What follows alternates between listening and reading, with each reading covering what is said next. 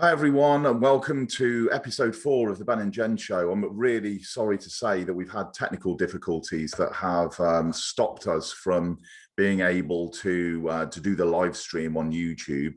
I don't know why. I've done it absolutely fine a couple of times before, and tonight it just seems to be glitching out. So I do apologize that you weren't able to listen to us live.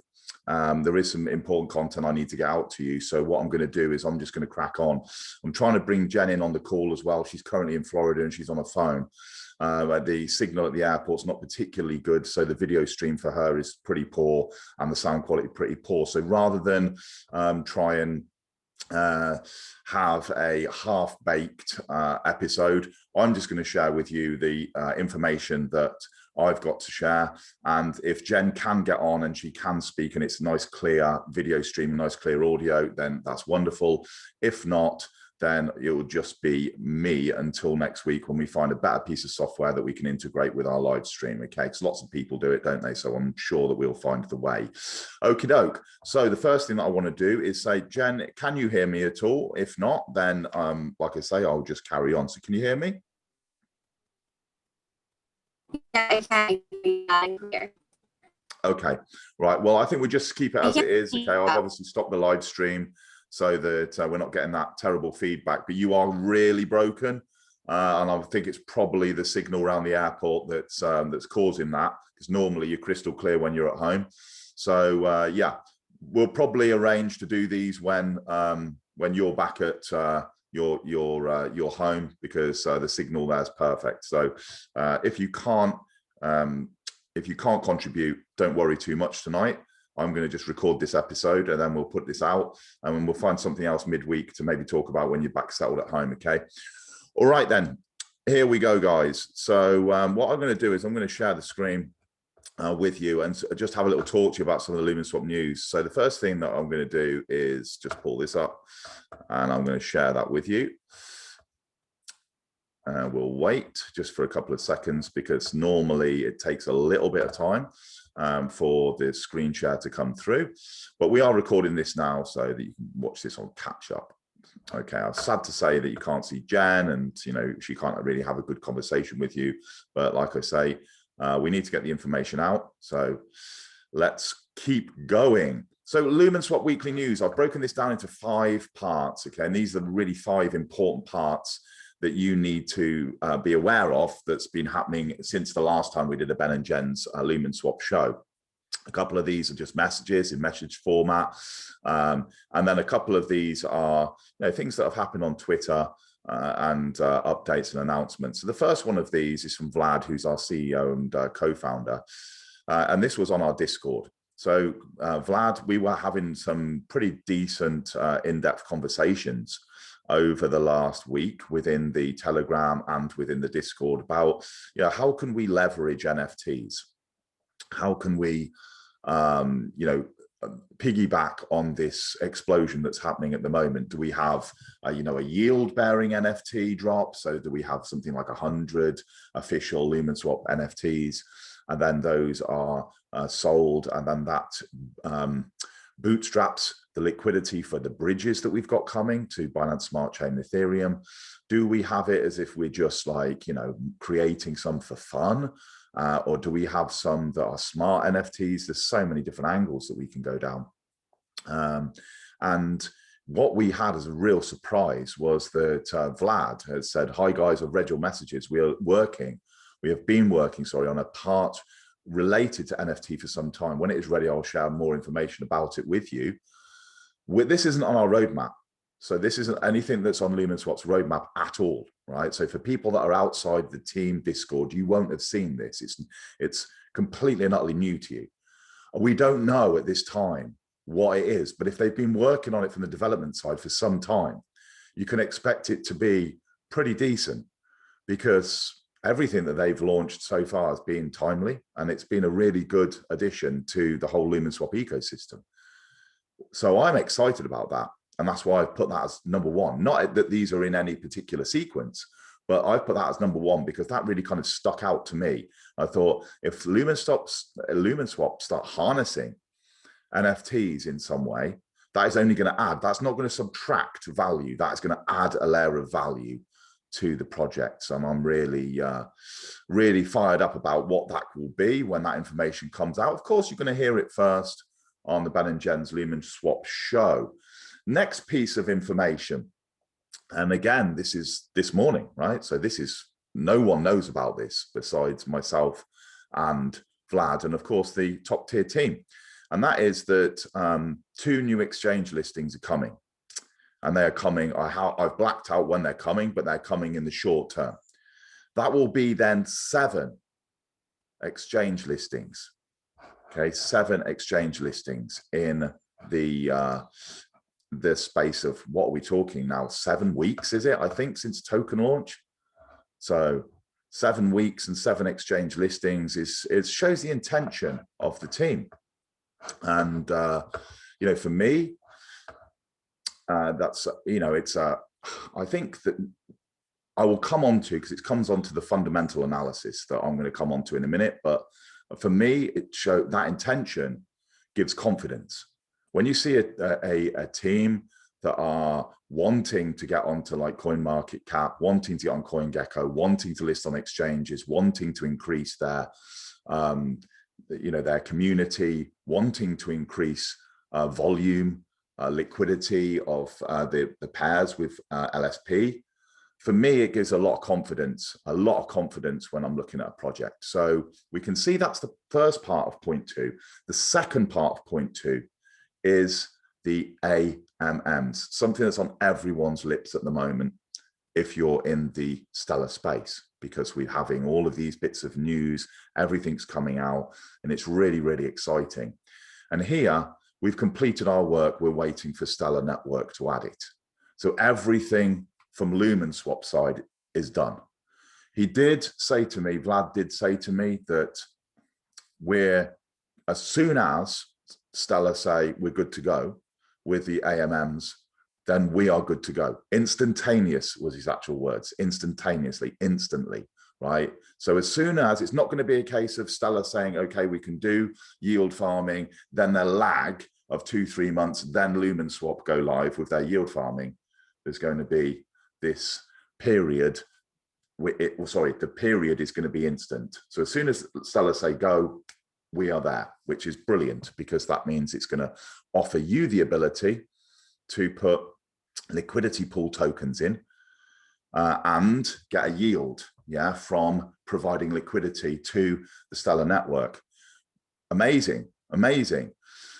Point number 3 is from a security perspective that's happened in the last week. We're now able to use Xbull wallet on the Lumenswap interface.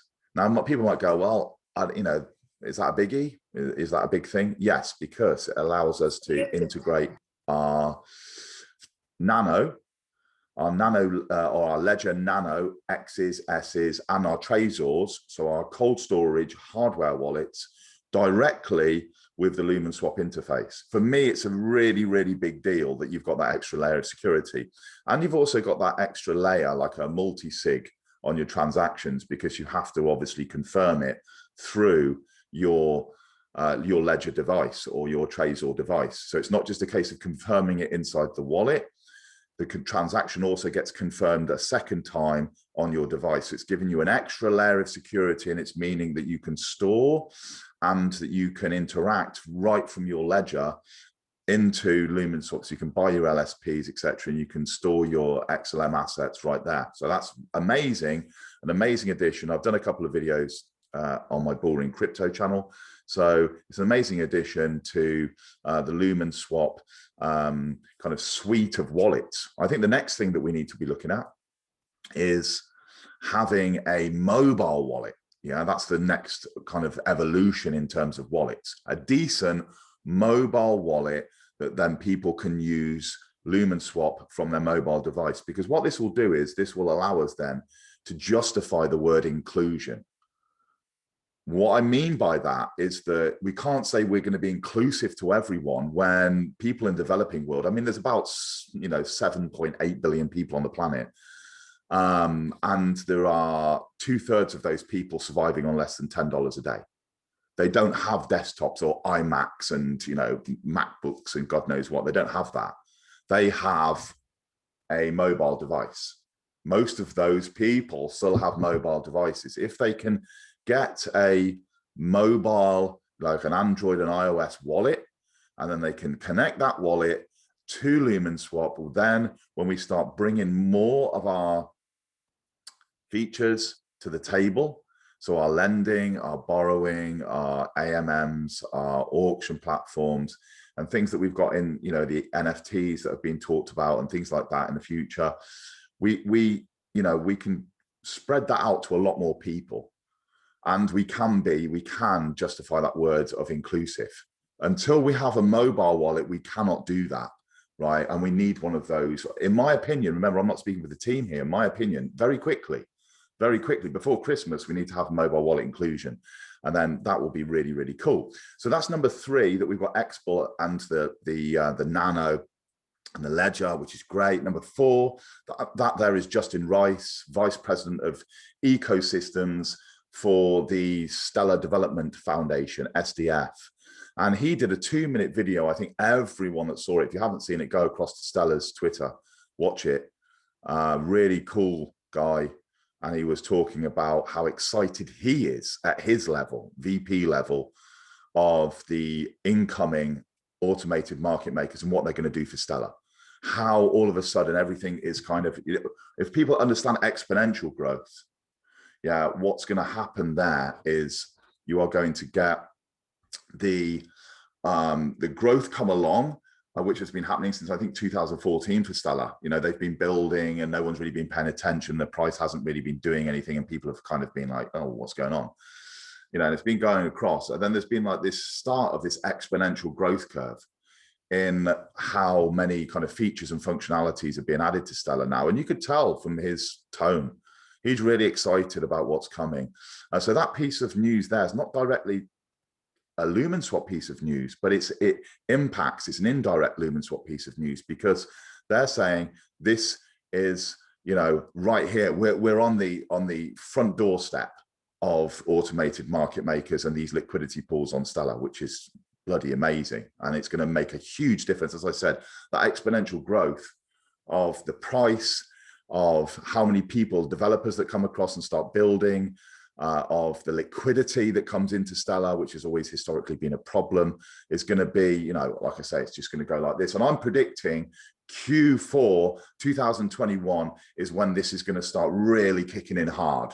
And that's going to drag all of the native, or the serious, not all of them, but all of the serious native tokens for the different projects on Stellar with it. So when XLM blows, it's going to drag the rest with it.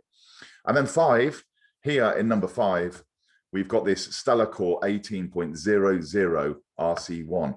That is a beta of Protocol 18 that is live. So that's how close we are. When you combine everything that I've just said to you, that's how close that we are to see the start of this growth curve. And as I say, I think that that's going to be super, super cool. You know, it's going to make such a difference. I don't think any of us realize how, you know, how much this can impact Stellar. If we look at the top, TVLs on the DeFi network, so you've got ETH at like, you know, plus 85 billion. You've got Solana that's right up there, I think 17 billion or something like that. You've got the Terra Money whole ecosystem, which is going to blow up as well, in the next few weeks of Columbus 5. So you've got that, you've got Polygon, you've got Avalanche, and you've got Aave going on to Avalanche imminently. You know, you've got about 170 billion in locked TVL. We're going to have 2 bridges to Binance Smart Chain and to ETH, which are the 2 biggest TVL in DeFi.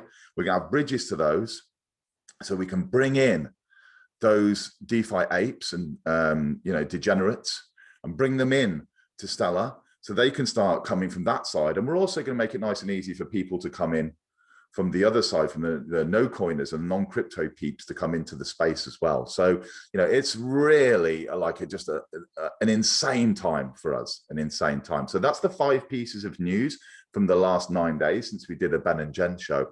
I'm going to try and speak to Jen. Jen, did you hear any of that? And if so, what are your thoughts on it? I heard all of it. Can you hear me? Yeah. Are you able to hear me? Okay, I'm outside.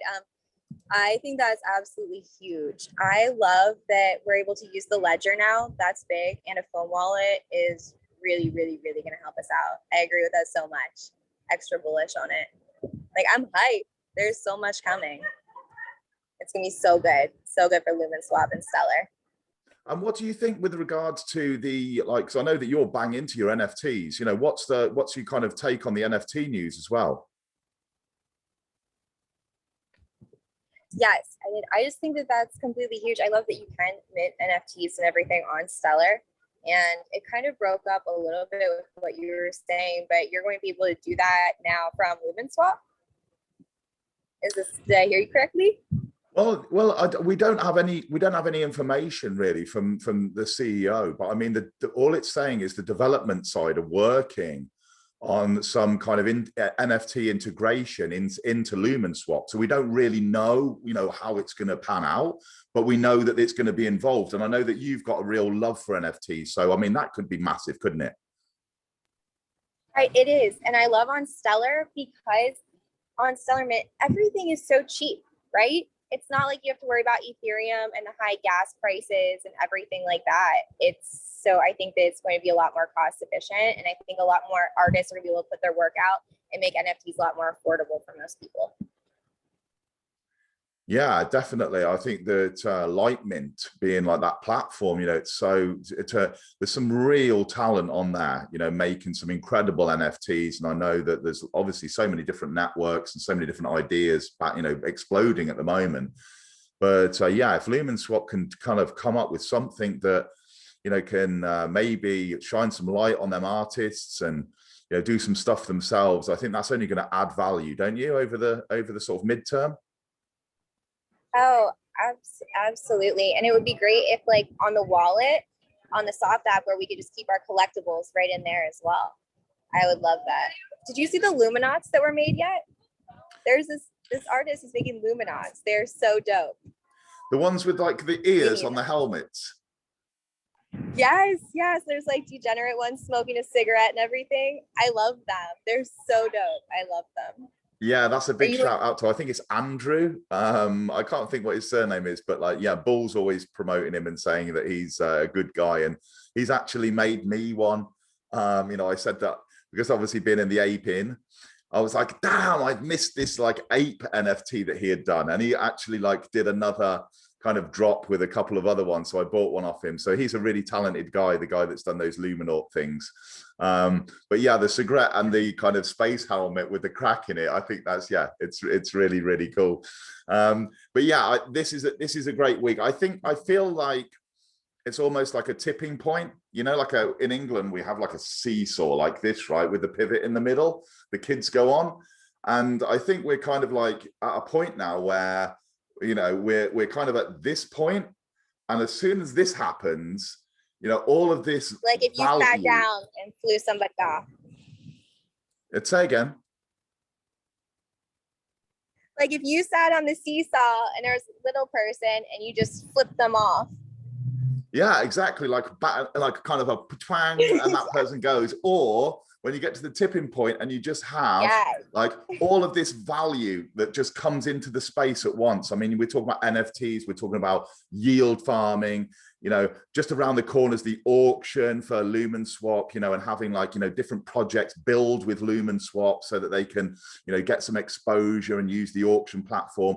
All of this stuff is kind of like gonna just pour into Lumenswap almost within like a space of a month or 3 months. You're going to get lots of this stuff being added. And what I saw with the auction too, it's nice because Lumenswap will screen the projects to try to protect the investors and everything. So I think that's all really smart. Yeah, I think it's like, trying to helping out different projects. I mean, different people that are, wanting to kind of build. I think if they are bringing some value to the ecosystem, you know, it's right for us to be saying, shining some light on them and saying, look, you know, come under our fold. We'll kind of help you. We've got some great people in our team. We can expose you to the right area, you know, the people that you need to speak to, and kind of try and, you know, be a real kind of beacon of light for different projects, you know, genuine projects that are trying to build on Stellar. And, you know, because there's going to be plenty coming when the you know, the DeFi tools open up. There's going to be plenty of projects start coming, and they're going to be wanting to build. And if we can have that accelerator and incubator, that's going to really kind of help a lot of cool projects get some exposure too. Exactly. And I think it's so much easier to build on Stellar than any other network. It's going to be huge. People do not realize how big Stellar is. And honestly, I feel like this last quarter, just what I feel is going to be really big. I mean, to me, when I look at Stellar, I feel like it's due to go parabolic soon. But it's not just about that. People worry about the price too much. It's everything that comes along with it and is built on it. People don't know about these gems, and just even they can create all the custom pairs on Lumenswap, and just they have no idea what's out there. There's so much. I'm obsessed.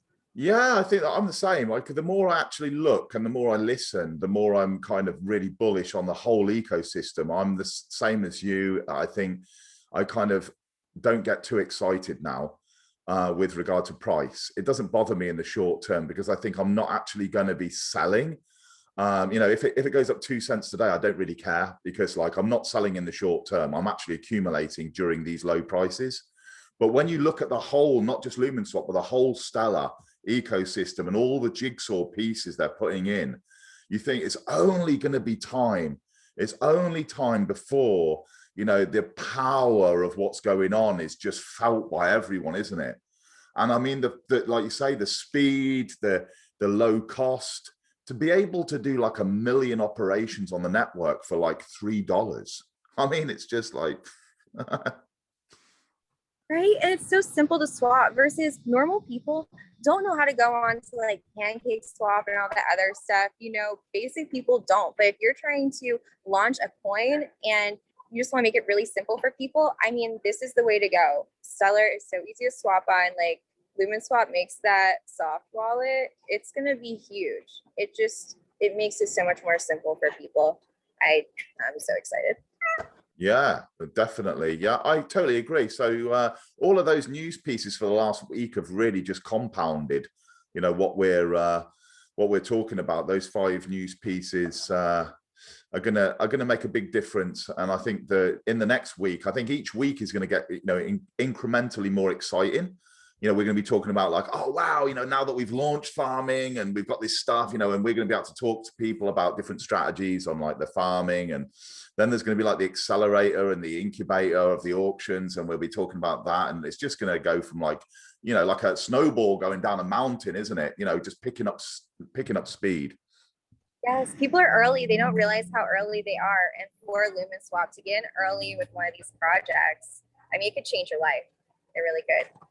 Yeah, I mean, I think that's a conversation that's being had as well all over the Telegram, the Twitter, you know, where getting in early. I mean, you know, when we start looking at the fundamentals of Lumenswap and saying to ourselves that this can dramatically transform people's lives. So, you know, we're really lucky to be in at such a grassroots level, right? So, okay, what I'm going to do, Jen, because I know that you've got to shoot onto your plane and you've got to get yourself sorted out. So I'm going to wave goodbye to you, because I'm going to just do a little bit about fundamental analysis. So on the recording, you can just skip to this part and you can just check that out. It's really great that we did manage to get you on the call. I was quite concerned we wouldn't be able to do it because of technical problems, but great to speak to you.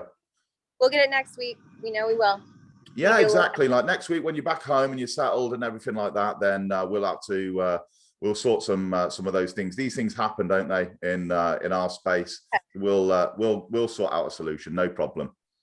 All right. Well, I will tune into this. Thank you so much, Ben. I will see you later. Yeah. Have a really good flight. Yeah. Be safe, and we'll catch you soon. Yeah. All right. Bye. Bye.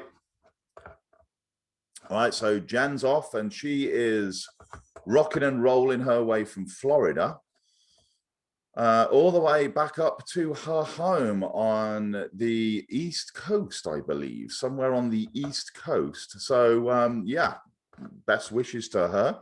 What I'm going to do now is I'm going to do a different screen share. We're going to bob across back onto the keynote that we had for the news, but I'm just going to talk to you a little bit about a couple of other bits. So let's share that for you, and I'll move down to the other slide. Okay, so I know again that there's a little bit of a lag when you screen share. But this is fundamental analysis for beginners. This is something that I promised you, something I've worked on, something I promised you, the Lumenswap community, back earlier in the week, and said it's going to be something we're going to be talking about. We're going to get Jen's take on fundamental analysis when she hasn't got to jump on a flight, she hasn't got a board. We all know how stressful that can be at the moment. So her take will be next week. She'll add her bits as well. In short, I want to make this for beginners. I don't want to blow people's minds. Yeah, it's easy to blow people's minds when we start going in-depth crypto. Yeah, people are like, whoa, what's he talking about? My job is to take something complex, break it down into layman's terms so that people can kind of understand it. If you're here for super technical, you're not going to get super technical, right? This isn't about super technical. This is about delivering some information that you can understand at beginner's level. And then you can go off and you can start learning how to make decisions for yourself, doing your own research, etc. Now, none of this, what you're going to see, is financial advice. I have to say that all of the time. Not financial advice. It's what I found works for me over the years of being in crypto, which is 4+ years now. All of these things work for me.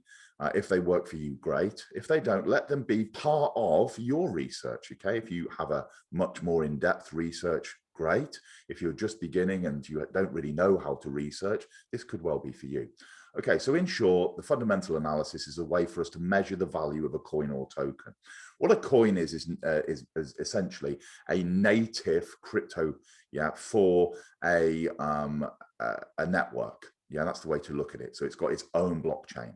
Well, a token is a crypto that sits on top of someone else's network. So let's just look at Lumenswap. Lumenswap is a token. It sits on top of Stellar. Stellar is a coin. Yeah, it's native. It's got its own network. So that's kind of just a way to really kind of just understand it. If you're looking at Bitcoin, Bitcoin is a coin, obviously. Yeah, it's not a token. Ethereum or Ether is a coin, but the ERC20 tokens are tokens. They sit on top of the Ethereum network. Yeah, just try and think of it as like train tracks and carriages. Yeah, the train track is the network, the carriage is your token. So the value of a coin and token, so you can decide whether it's worthy of your investment. Now, there's a few things we've got to weigh up with regard to this. We've got to think to ourselves, is this overpriced? Yeah, is this underpriced? Has this already had its day? Is its day still to come? There's lots of things rattling around our head, isn't there? You know, when we're starting to think, you know, is this gonna, you know, what people say, when moon? Is this gonna moon? Why, you know, after I've bought it? Has that already happened? You know, am I gonna lose money? Am I buying at the top and then people are gonna sell and it's gonna crash down? I'm gonna lose my investment. There's lots and lots of things that we're trying to work out when we're new into crypto. So what I'll do is I'll just blast over to my kind of rough list. As I said, please don't expect, you know, something too in-depth, because this is to start you off. Fundamental analysis, and these are areas of focus. We need to look at the tokenomics. We need to look at the team. We need to look at the value proposition. And again, if that's too technical for you, what the solution is. What's this trying to do? What's it trying to achieve? And who the competitors are. Is it going toe-to-toe with, you know, Ethereum? Is it going toe-to-toe with Solana or, you know, Binance Smart Chain? Or, you know, what's this, you know, who are the competitors? Then the next part is the roadmap, the white paper, and the documents. It could be all three. It could be that you've got a roadmap and some documents. It could be you've just got a white paper at the minute. It could be a combination of all or one of those. You just have to wait and see, depending on the project that you're looking at. Then we're looking at timely development. If they have got a roadmap and it tells you a certain date, then we need to be looking at making sure that's timely. The dates, if it's Q3, it happens in Q3 and not Q3 of the following year. Something's gone wrong, the planning is bad, and that can be negative towards the project. Community, are the community alive? Are they active? Do you go onto their social channels and go back and it says March 2019 and you're like, hey, like nothing's gone on for like 2.5 years. Like, what's going on here? And you do find projects like that that have just come around and they've just disappeared and they've vanished. The social channels might still be gathering dust, but they've just disappeared. So it's very important that we have a look to see how active the community are. And with the community, I will obviously come on to this a little bit more in a little bit more detail, but and also with the community, what's the vibe? What's the vibe in the community? Is the vibe positive? Is the vibe negative? Is there loads of FUD? Are people calling out the devs and saying, look, what's going on? Are people like, or so super excited like we are at Lumenswap about what's going to be happening? And I'm using Lumenswap here as a case study. Because I work for the team here, I'm going to try and be, as objective as I possibly can. And I'm, going to be showing you why that I think it's a really good idea that you pay some attention to Lumenswap. So it's a case that you could take this, you can lift this model and you can put it into any crypto that you so wish. It will work. Okay, it will work. So this is like a, all-encompassing training. It's not just specific to Lumenswap. Then we've got volume and analytic tools. So things like CoinMarketCap and CoinGecko, and we got Delta, haven't we? And what used to be Blockfolio, FTX now. Yeah, so these are like the mobile analytics prices and everything we have on our mobiles, charts, etc. DRACDREW is another one, quite good charts and technical analysis if you're into the technical side. So you can have all them on your phone, and then of course we can have the trading view. We can have all of the different analytics and charting software, on our desktops. Then we look at the market cap. We're looking at on-chain. What on-chain means, everything's happening on the blockchain. How many wallets, how many transactions, how many trades? Is the project alive? Is the project dead? What's been happening today? Everything. Yeah. Are there people that are buying and selling? Are the hodlers, are they increasing? And delve into that. I mean, you can go pretty deep with on-chain metrics. You can really delve into it. And then experience. And what I mean by this is not the experience of the team. It's the experience of you. What's your experience? You sometimes, and I'm not often wrong now, but I've made a lot of mistakes on the way, sometimes get a sixth sense that goes, avoid. And you can't put your finger on what it is. There's just something that you get a sense that something's off. And then it kind of like moons or something, and you go, okay, I was wrong. But a lot of the time, that sixth sense, that intuition is absolutely right. So with your experience in looking at projects, you'll start to find little things that you look for. Start thinking, okay, I want to look for this, this, this, and tick these off. Some people want to go into, a heavy depth. Really, I mean, like some people will go into team and then they'll go into like their universities and the year that they were there and like, really granular. And other people are like, I'm not as bothered with what university you went to or letters after your name as I am that you can have timely development on a project or, that works. If it looks good and it works and it does what it says on the tin, I don't really care whether you went to MIT, Oxford University, or a local college. You get the idea. Okay, so what I'm going to do now is I'm just going to go through and I'm going to stop sharing this and I'm going to share some tabs in on my Brave browser and go through some of this stuff. So I've written this down in my notepad and I'm going to try and go through it in this same sequence. And then we can just have a look at what I would look for. I'm trying to do, don't forget, this is what you would do over multiple days. You're not just going to do a fundamental analysis on an investment and you're going to do it in the time that's going to take me to do this video. You're going to do it in multiple days and you're going to go into depth in certain areas and you are going to then be in a much better position. I feel education cuts through most of scams. If you're educated and you've got a little bit about you upstairs, then you can cut through a lot of these scams because you'll know exactly what they're trying to do. They're trying to rip your money out of your hand as quickly as possible and bring you no value. They want your crypto and they'll do anything to try and get it as elaborate as it is. Okay, so you've got the education, you know what to look for, you can start combating against that. Okay, so let's stop sharing this one. Stop sharing here. Let's share another one and let's share some Brave browser and let's share that. Okie doke. I'm going to start off on the, what do we say, tokenomics. So the tokenomics are right here in front of us. We can find those in the documents. Documents are a great place to start. I have already put down value proposition, sorry, the roadmap, white paper and documents. Start the documents, read through. Are they quite elaborate? Are they, just skimming over the top? Do they give you details about what's happening, or are they like, kind of just a lot of fluff? I've had so many bad experiences with marketers, going to seminars and they're like, run to the back of the room and buy these 3 courses that we've got left. And we've really got another 300 courses for the rest of them that come. You get that idea. So you kind of get white papers like that as well. And you're like, whoa, like I can feel that there's like a hard sell coming here or some kind of scam or something like that. And then you get quite open documents where you can go in, you can read, and you can understand. When I first came into crypto, there was 2 real things that I found. One was you get extremely technical white papers that are designed for mathematicians and developers.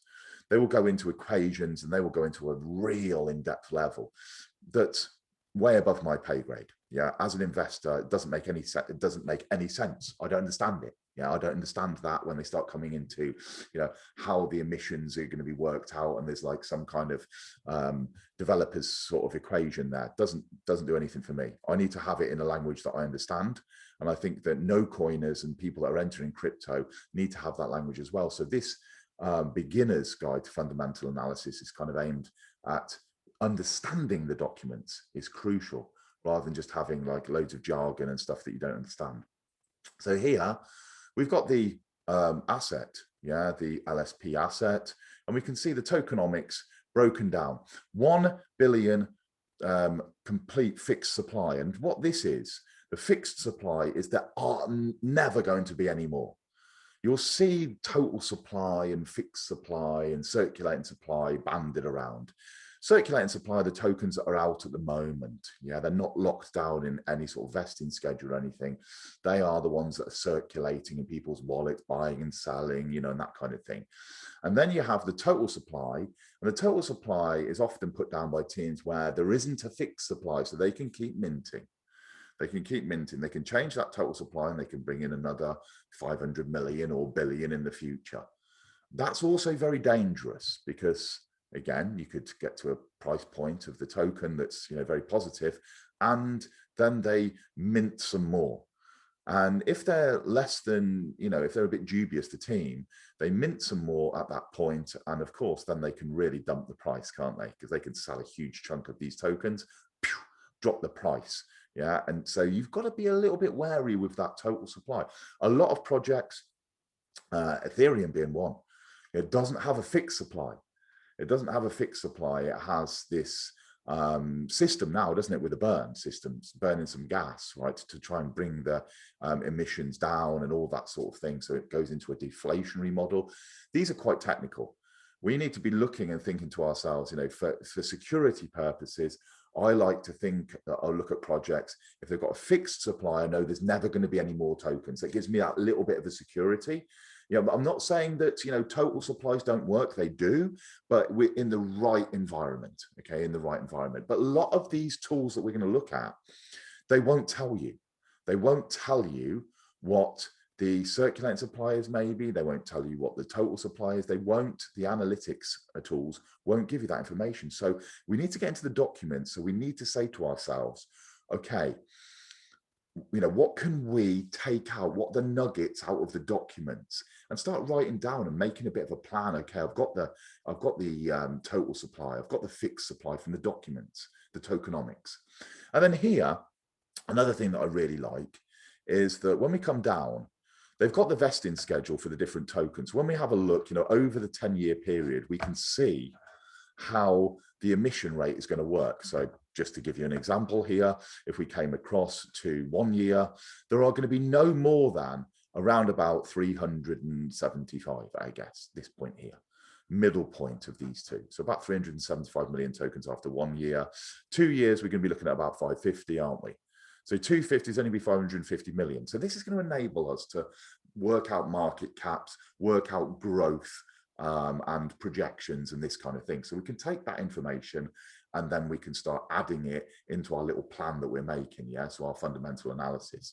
Here, we have to be aware that this foundation number, so the 16% that we have here, foundation 16%, which is going to be unlocking linearly over 2 years. So I'm going to get my words out eventually. Over 2 years. This green section, that is. Now, look, you see this green section foundation? Now, this is not being released at the moment. That's still in conversation because it's not going to the foundation at the moment. So we don't know what's happening. So what is something you need to be aware of here is that it's not going to be anywhere near this 375. If we take out this chunk, this is going to drop down a lot lower, and we're probably only going to be in the region of around about 250 million tokens after a year. Also, we have this marketing wallet. So we can have 25 million tokens every 3 months released. And the team, the top tier team, have said, we're not going to sell these tokens if we don't need to. They have sold around about 11 million tokens, and we're going to have a look at that in a second, about 11 million tokens to date. And they have 25 million that they can sell by the end of October. That's the first 3 months from token generation event. With that being said, if they can sell 25, they haven't even sold half, and there is only like 4 weeks left. So in 2 months, they haven't even sold half. We would anticipate that they aren't going to sell the whole 25 million. It's going to be less than that. So if it's less than that, then this will be further down because they won't have used, look, the marketing, the orange, this part at the top, they won't have used these tokens in their entirety. They would have used less. So again, pulls down the emission rate. It will be down here somewhere. So we're now at like 220, 230, maybe in that kind of vicinity. So all of a sudden, when we come to the documents and we look at 375 million after a year, that's not the case. It won't even be 300 million. It will be less than that. And let's talk about these foundation tokens being burnt potentially. We need to be keeping on top of the socials to understand what's going to be happening with them, because it's going to make a big difference whether we think that we're going to invest. Don't forget, if the price got to £1 here, or sorry, a dollar, crypto talk, $1 here, then that's $375 million market cap, right? Because you times the price by the circulating supply. So that's 375. If it doesn't, if we're down here and we're only at 230 to 220, 230, and it goes to $1, that's only a market cap of 220, 230 million. That's a hell of a lot of difference in terms of market cap, is it not? So these are the things where I'm saying you've got to be looking and thinking to yourself, right, I'm reading the documents, I'm understanding how the emission schedule's working. Now I'm thinking, if it gets to it, is there likelihood that it could get to $1? Is a 220 million market cap for a swap of this kind of size reasonable? We'll come on to it in a minute. Okay, so that's the kind of tokenomics. If we move across, we come down to team, and the team here are some of us, like myself, who is there, look, community educator. You can see me, right? So I'm doxed. Yeah, you can see who I am. My name's there. You know, you can go and, find out information about me if you so wish. You can look at these other guys if you so wish, but they're not showing their face. They're not saying hello every day. They're not giving you their link to their LinkedIn. Now, that's problematic for some people. That really is problematic. Back in the day in 2017 and the ICO boom, it used to be like, check the team, make sure they've gone to somewhere prestigious to get their qualifications. And then I kind of thought, well, I don't really care. Yeah, I'm not one that like judges people on letters after their name. I need to like see what those people are capable of. Have they been in the space for a while? Have they contributed to other projects? Do they know what they're talking about? It's evident that the team here know what they are doing. Yeah, that we've got great advisors. We've got really, knowledgeable developers who have built a product already. So this takes me on to the next thing that you should have a look at. And that is, back in the day, the ICO boom of 2017, they would do a token generation event, which is called a TGE. Yeah, if you've ever heard that terminology, that's what it is. They would do a TGE. And they would do that TGE to then bootstrap the funding to get the project live. So they would kind of say, we need X amount of money or crypto to get us to market. A lot of times, a lot of projects came way short. Because as soon as you kind of start saying you're a crypto project, everyone seems to add a naught on. Yeah, it's ridiculous. Everything's so overpriced. It's scandalous. But they got this system where they were trying to raise money without really having a nailed on business plan of how much everything's going to cost, marketing, development, partnerships, how much they were going to have to put into all of these different areas. And they ran out of money. Of course, then they ran out of money after already doing something, a token generation event. Then that was it. The project kind of died a death. And there's so many examples. I can give you examples of that. There's so many examples out there of that happening. With the team here, they have been building before doing the TGE for 1 year. So they've built for a year. They've built out Lumenswap. They've built out many aspects of it, the swap that actually work in the interface. And yes, there are some bits and pieces that need tidying up. Yes, there are some things that we need to probably redesign, and smarten up. But the fact of the matter is that we have an interface that links in to the Stellar decentralized exchange, or the SDEX. We have an interface that works. We have an interface that works. We have one that's clean, it's user-friendly, and it's simple. And that was created before any TGE.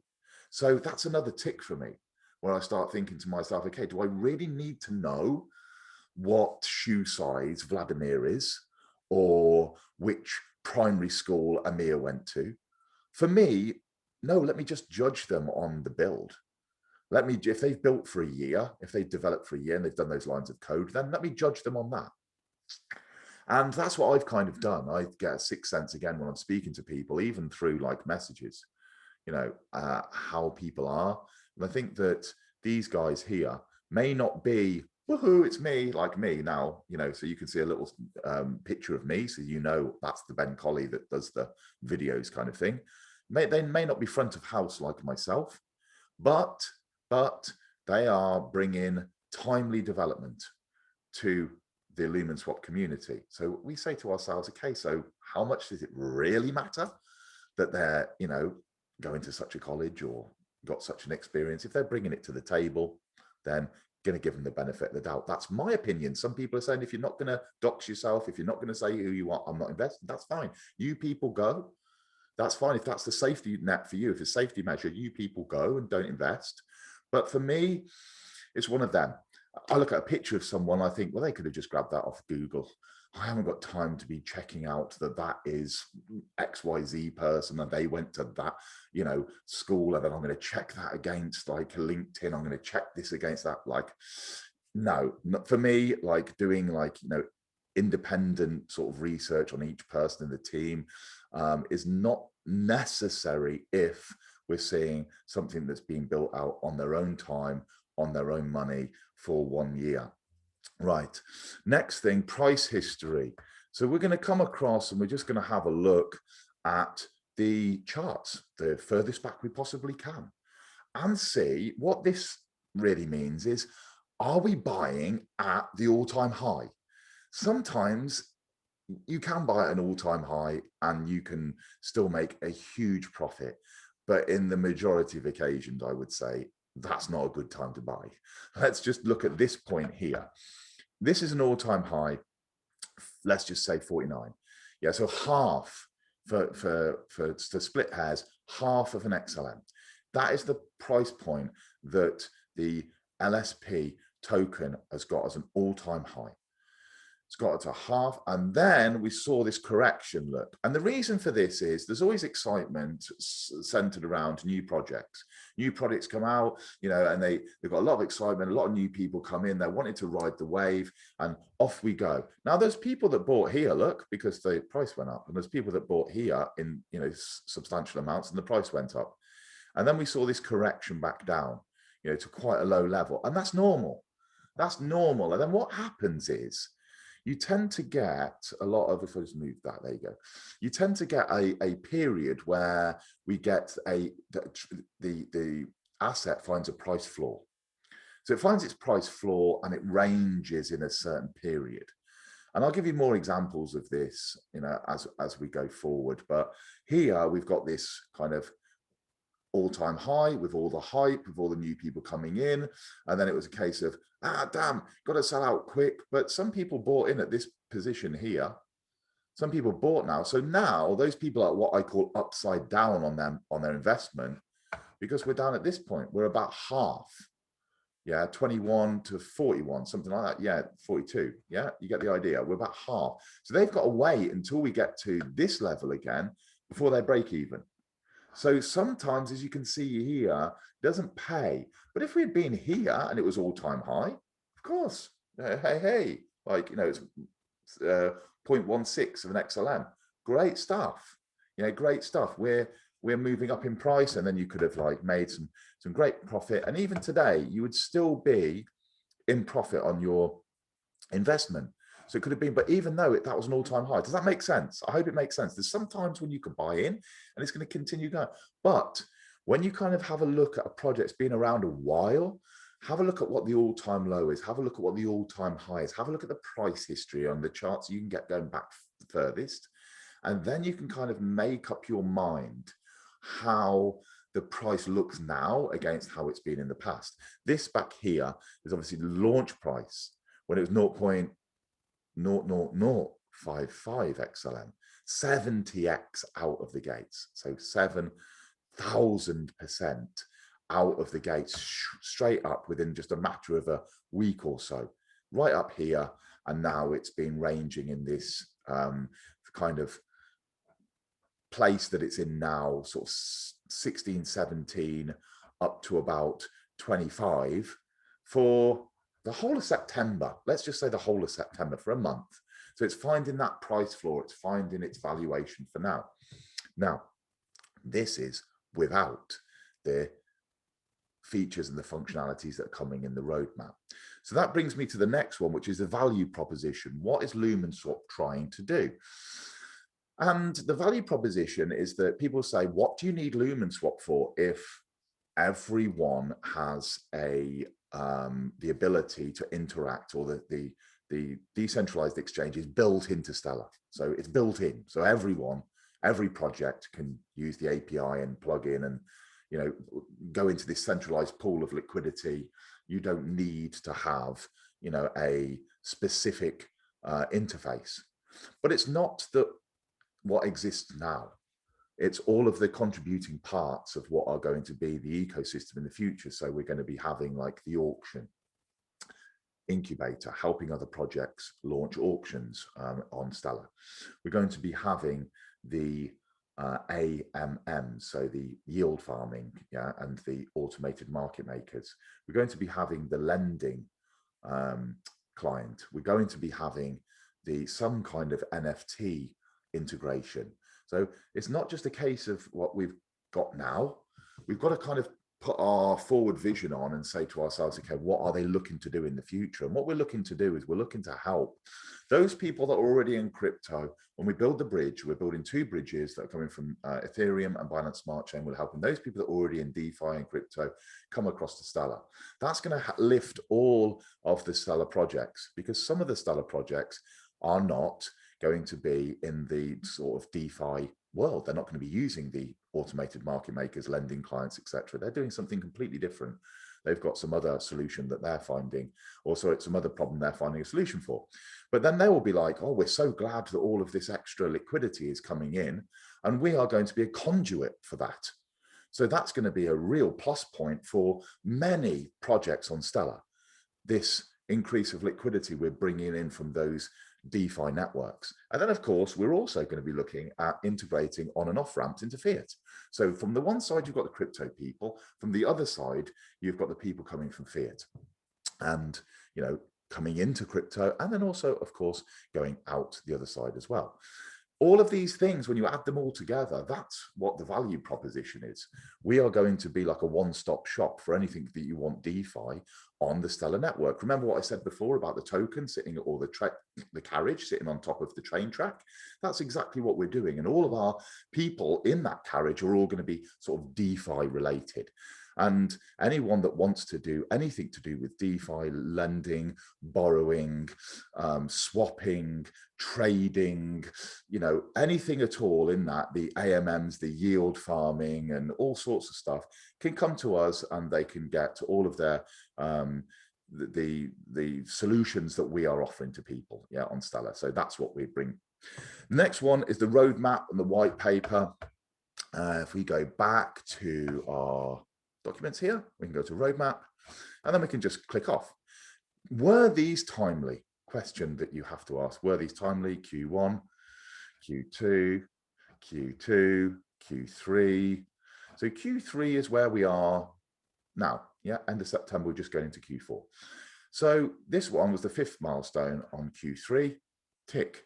All of these tick, tick, tick, tick, tick, tick, tick. So as I said to you before about team and timely development, this is important because this is obviously the timely development I was speaking about. And the 6th one, as you can see here, designing and integrating AMM. From the news snippets that I gave you at the start of this video, the designing phase is done. It's ticked. That's already done. So this is Q4. So we're ahead of schedule. And the integrating is waiting, isn't it? It's the Stellar network is on protocol 18 beta. We've seen that, yeah, from the on-chain data that's available. We're just waiting for them to go, okay, and that's going to be at the start of Q4, I would say, sometime in October. It's looking very probable in the next few weeks. So that's going to be 6-1. Is that timely again? Tick. Done. So you make your own mind up, but up until the 6th milestone, everything is bang on time. When we've got 7th, 8th, and 9th, this is where it gets fruity from the 6th downwards, because the 6th is automated market makers. This is when you and I can start putting our liquidity pool tokens in and getting yield. This is the start of the DeFi in, you know, any serious volume. Then we've got the 7th milestone, which is the auction platform. Then we've got the 8th, which is the bridge between Stellar and other blockchains, being ETH and Binance Smart Chain. Then we've got the 9th, which is next year in the 2nd quarter, designing and implementing the lending protocol. Lots to be getting our teeth into. We've kind of done the early part now. Now it's the real cool stuff that's coming. So when we look at the roadmap there, hold them to account, hold the team to account. Have you done it? You said you were going to do it. We need it done on such and such a day. And as per the timings that they said that it was going to be released, that was released up till now. And it has my vote of confidence. It really does. As I said, I'm going to try and be as objective as possible. The next thing we need to be looking at is having a look. I've touched on timely development. I'm going to touch on community. So with the community, what I tend to do is I'll go across to the projects, Twitter and Telegram. They're my first two. Yeah, Discord to a degree. And some people say, well, you should use Reddit. I mean, you could tick off, you know, go to the YouTube, Reddit, Discord, la, la, la. I tend to find that we all have 2 or 3 preferences. And my 2 or 3 preferences are Telegram, Twitter, and then Discord. Yeah, they're my 3. I'm not really, some people are like, well, why aren't you including Reddit? Reddit should be, you think, Reddit's more of like a specialized platform, I think, for sort of crypto peeps. It's not something you tend to be a mega user of coming into the space. Maybe you are, but like what I've found historically is people are like, what's Reddit? You know, like kind of thing. It's more of like something you get into with time to find some more juicy information. So I tend to come to their Twitter, and then what I will do is I'll have a scroll through, I'll have a look and say, okay, they're posting up until today. You know, they're posting all this stuff like 13 minutes ago. Why did we choose Stellar? You know, looking at the posts, looking at the different artwork that's there, you know, having a look. Is it constant? Are they doing AMAs? There's one going on in just a short while from now, so you might still be able to catch that on Reddit if you're a Reddit user. That's on Alt Street Bets. Then we've got you know, different giveaways and all of the other sorts of stuff there, memes. So yeah, content is going out. I'm happy that there's content going out. There's a good amount of followers, but that doesn't mean anything because projects can buy followers. Yeah, projects can buy followers, so it doesn't mean anything. We need to be looking at engagement levels. We need to be looking at how many people are retweeting, how many people are liking. You know, is there a constant amount? You know, are they actually getting out to people? Yes, they are. You know, you can see here that there are a lot of people that are commenting, retweeting, and all sorts of things. So happy with that. The next step that I would do is I'll come across here and I will come on to the token ticker or the coin ticker. And then I'll look at what other people are saying, not just the Lumenswap mob, the Lumenswap team. Are people saying Lumenswap's great, it's the best thing since sliced bread, or are people saying Lumenswap is a scam, avoid? What's the general consensus? What's people's opinions? There's Jen falling off her flamingo. Sadly, we didn't have that live stream like we wanted today, but moving on. This is what she was talking about. So this is Andrew Dixon's cool NFTs there, the one with the cigarette look. And we go down and we go down and we can see that people are talking about, if I click onto latest, people are talking about LSP fairly consistently. Yeah, 5 hours ago, we've got lots of different comments. Lots of people that are behind the project, and it's generally a very positive vibe. So you can go and look for yourselves, but you know, have a look at the ticker, whatever project you're looking at, and see if it's something that has a positive vibe, has a negative vibe. Volume, analytics, and tools. I always used to say 2%. Yeah, to my students, I would always look for 2% of the market cap that they're doing on a daily volume. If I explain this to you, if we come across to Lumenswap, we can see Lumenswap. This is CoinMarketCap, by the way. So this is an analytic tool for cryptocurrencies, and we can come across here. And this is what I was bringing up earlier on. You've got circulating supply. It hasn't any data in there. There's no data point. Total supply, no data point. It's just telling us the max supply. So all it's given us is this fully diluted market cap. Well, that's absolute tosh. I don't even understand, you know, what we don't need that at the minute. We need to know what the market cap is, which we don't have. But I'm going to show you now how you can get that. We just need to know the circulating supply. Remember, the circulating supply times the price. We've got the price here of 6.3 cents. And I've got the market cap. And the way the market cap, I've got the circulating supply. And you say, well, Ben, how have you got the circulating supply? You haven't got it here. Because we use another analytic tool. The other analytic tool is Stellar Expert. This is a block explorer, or a, just an explorer. I can't say block explorer because it's not a blockchain per se. It's ledgers on Stellar. But it's an explorer to tell us details about the asset. Here's the asset, there's the asset issuer. If you need to put that in to add assets into certain wallets, that's what you need there.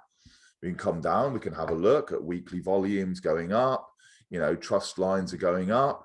We can see here that there's more and more trust lines that are being added all of the time. This curve is going the right way. It's not that it's dropping off, it's growing in popularity over a period of a couple of months. We can have a look at here at the prices. We can have a look at the different trades and the trust lines. And we can say when the first transaction was. The first transaction here is going back to mid-June. Okay. Further down, we've got the asset holders.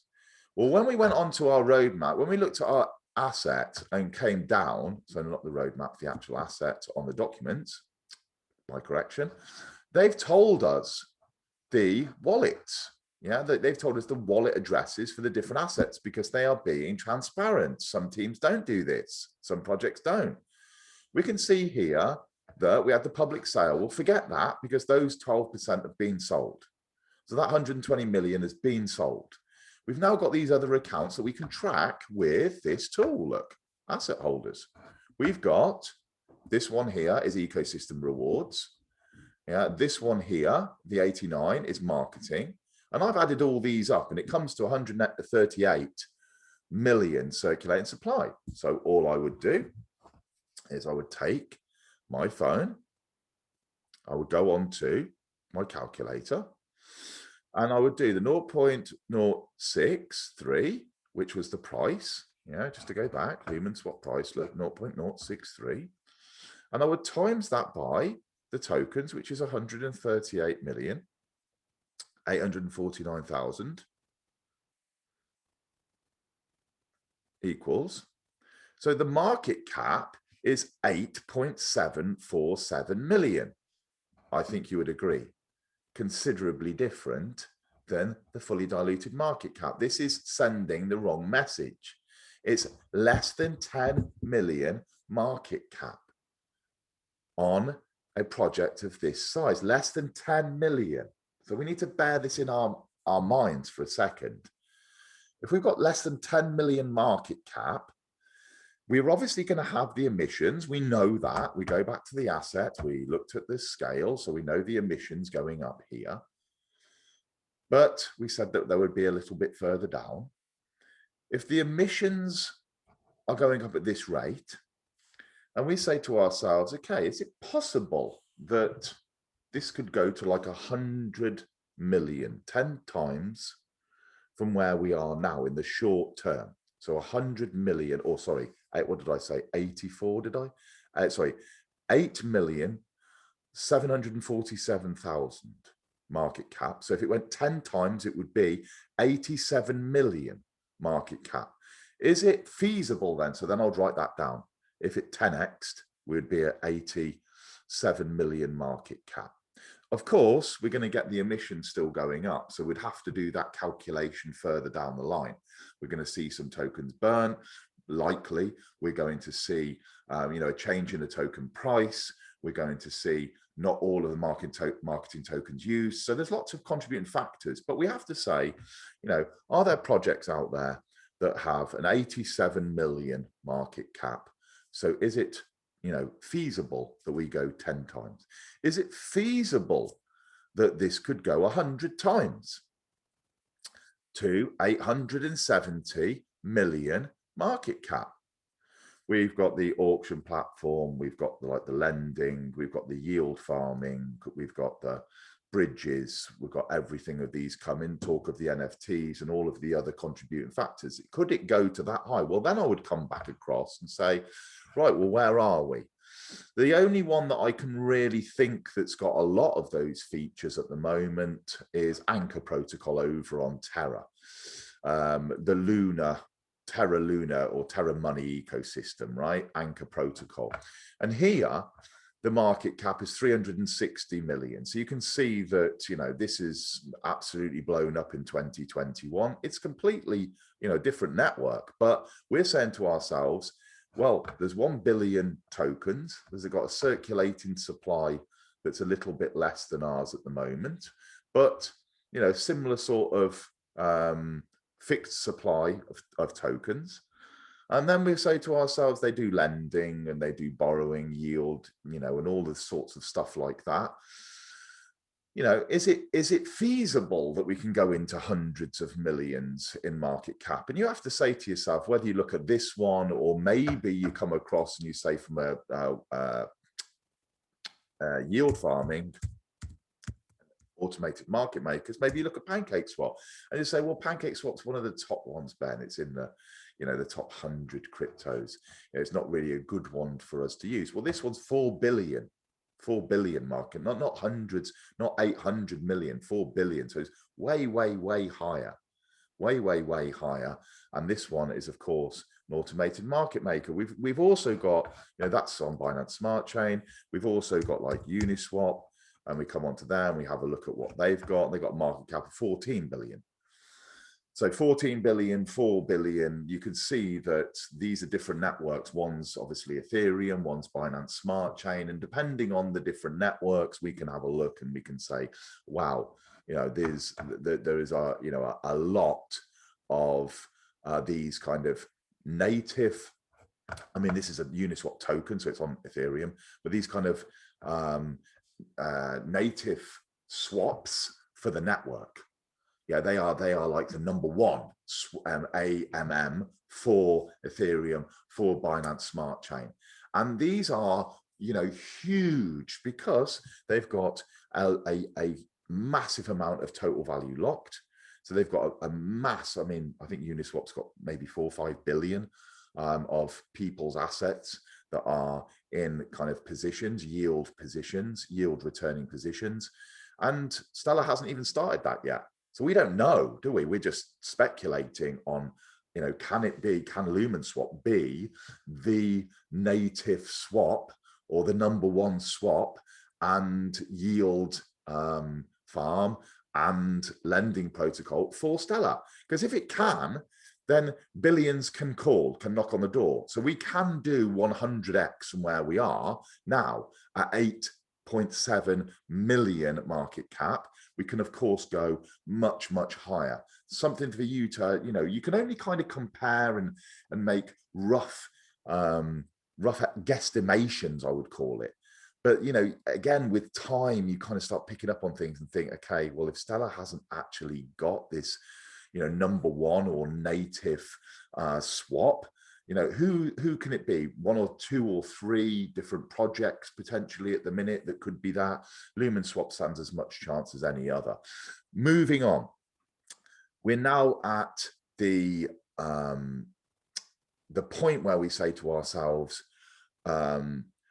the experience comes in a little bit. Okay, so we've kind of ticked off. If we stop sharing this and we go on to the other screen share, which is back onto this one, and we share that, we come down to the bottom one.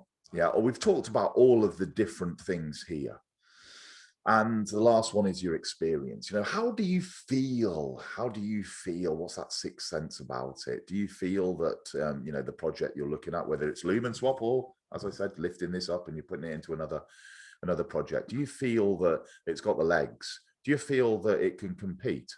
I mean, you know, people say, oh, it's the next, you know, Lumenswap's the next Uniswap or the next bank. No, it's not. Because they are native. We are not native to Binance Smart Chain. We are not native to Ethereum. We are native to Stellar. And Stellar doesn't have that kind of thing running yet. You know, when we looked at the news and we talked about the excitement of Justin Rice and, you know, Stellar Development Foundation, and they're just on the cusp of releasing DeFi in all of its splendor to Stellar. You know, we're not that, we haven't launched to know. So we have to just kind of think what's happened on other networks. Is it what's happened on Avalanche? We look at Trader Joe on Avalanche. We see that that's, you know, hundreds of millions TVL now. We look at, you know, the Polygon whole ecosystem and QuickSwap. We look at how much is over there on that network. And we think, why can't Stellar, when they open up the DeFi, why can't it have, you know, hundreds of millions, if not billions of TVL? It's fast, it's scalable, it's super cheap, it's better in many aspects than any of those networks. When people are like kind of not, you know, maxis for their specific network, if people are like, look, I just want to make money, I don't care what network it's on, then Stellar's going to be an obvious choice. So they're going to come across. So when you use that experience, you kind of weigh it up and think, I think the good times are coming. Can the market cap go up? Is the team right? Is the timely development? What's the tokenomics saying? You know, what's the volume? Beg your pardon, that was the thing we were going to look at. So we'll finish off with looking at the volume. And if I come back to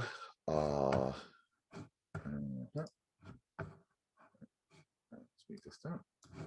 We have a look at Lumenswap, and then we have a look at the volume here, right? So we've got 317,000, right? 317,000, and it's saying that it's down, but, and a big but, we are only looking at these exchanges, these 3 exchanges. Well, I know for a fact we're on 5 exchanges. Yeah, down here they've got 3. We haven't got P2P. Down there. Then we haven't got, what's the 5th one? The 5th one, Biobox, Digifinex, LBank, and slipped my mind. But we're on 5, and we're going to be on another couple tomorrow. So I think when we look at the market cap being 8.7 million, and I said I would normally look for 2%. So 8.7 million would be 10% would be 800,000. 1% would be 80,000. So we'd be looking at about 160,000. Yeah, 2%, 160,000. We're already at 317,000. 317,000. So we're already well over. We're at like 4%. Yeah, 4% market cap to volume. So I'm happy that it fits into my plus 2%. Don't ask me why my calculation is that. I just found that you want to be looking at that. Otherwise, if there's no volume in the trading, people haven't really got an interest, have they, in buying and selling it? You know, is there going to be any interest moving forward? Doubtful. Okay, so but yeah, it already ticks that box, and they haven't got the two exchanges, the other two exchanges that we are currently listed on. Oh, Hotbit. Stupid me. Hotbit is the other one, and P2P. So I don't know what the volume is on those, but it's of course additional. It's additional volume to that, isn't it? So we're well above the 317. So use these guys. I hope this has been of interest, by the way, but use these as all different pieces of the jigsaw.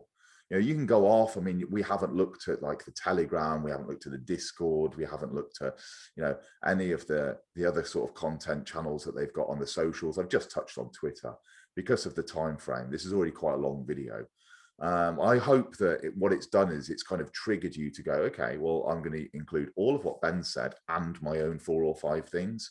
And you may disagree with some points. Please put it in the comments below. You may disagree and say, no, I must know the shoe size of Vlad.